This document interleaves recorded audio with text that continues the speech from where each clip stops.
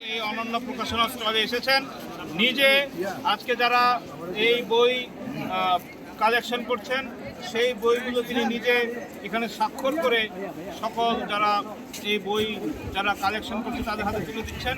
আপনারা যদি এই বইটি দেখেন, এটি হচ্ছে আসলে ছবির বই। এখানে ছবির বই।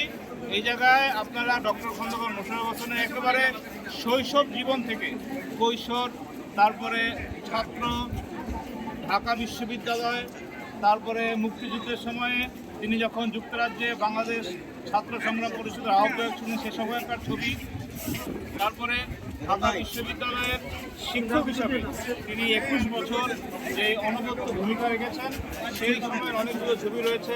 সেই সময় তিনি এই ঢাকা বিশ্ববিদ্যালয়ের ভূতত্ত্ব বিভাগের চেয়ারম্যান হিসাবে তিনি প্রায় 3 বছর ভূতত্ত্ব বিভাগের চেয়ারম্যান ছিলেন, সেখানকার ছবি রয়েছে। পরবর্তীতে 1991 সালে সরাসরি তিনি যখন রাজনীতিতে যোগদান করেন 1991 সালে তৎকালীন কুমিল্লা 2 আসন থেকে ডক্টর খন্দকার মোশাররফ হোসেন সাহেব 45,000 ভোটের ব্যবধানে তিনি জয়লাভ করে বিদ্যুৎ, জ্বালানি এবং খনিজ সম্পদ মন্ত্রণালয়ের মন্ত্রী হন। এবং পরবর্তীতে সেই 5 বছরের যে উন্নয়নের যেই দাউদকান্দিতে উন্নয়ন হয়েছে এই উন্নয়নের ছবিগুলো রয়েছে। এই যে আমাদের দাউদকান্দি ব্রিজ আমরা দেখি 1991 সালে তৎকালীন প্রধানমন্ত্রী দেশনেত্রী বেগম খালেদা জিয়া ভিত্তিপ্রস্তর স্থাপন করেন এবং 94 সালে এই দাউদকান্দি ব্রিজ উদ্বোধন করেন দেশনেত্রী বেগম খালেদা জিয়া ডক্টর খন্দকার মোশাররফ হোসেন সাহেবকে সাথে নিয়ে। এই ছবি এখানে রয়েছে, অনেক ইতিহাস রয়েছে 91, 96।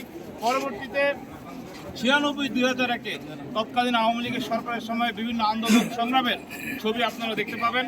2001 সালে 1 অক্টোবর যেই 2/3 আসন নিয়ে বিএনপি রাষ্ট্র ক্ষমতায় আসে, তারপরে ডক্টর খন্দকার মোশাররফ হোসেন সাহেব স্বাস্থ্য পরিবার কল্যাণ মন্ত্রী হন। সেই সময়ে দাউদকান্দি সহ সারা বাংলাদেশে যে স্বাস্থ্য খাতে যে অভূতপূর্ণ উন্নয়ন হয় সেই উন্নয়নের বিভিন্ন ছবি এই বইয়ের মধ্যে আপনারা পাবেন। পরবর্তীতে 1/11-এর সময়ে যখন -2 করার জন্য একটি অনির্বাচিত সরকার ক্ষমতা আসে তখন ডক্টর খন্দকার মোশাররফ হোসেন সহ বেগম খালেদা জিয়া, তারেক রহমান অনেকে গ্রেফতার হন। ওই সময়কার বিভিন্ন ধরনের যে নির্যাতন তৎকালীন সরকার করেছে তার ছবিগুলো আপনারা এখানে পাবেন।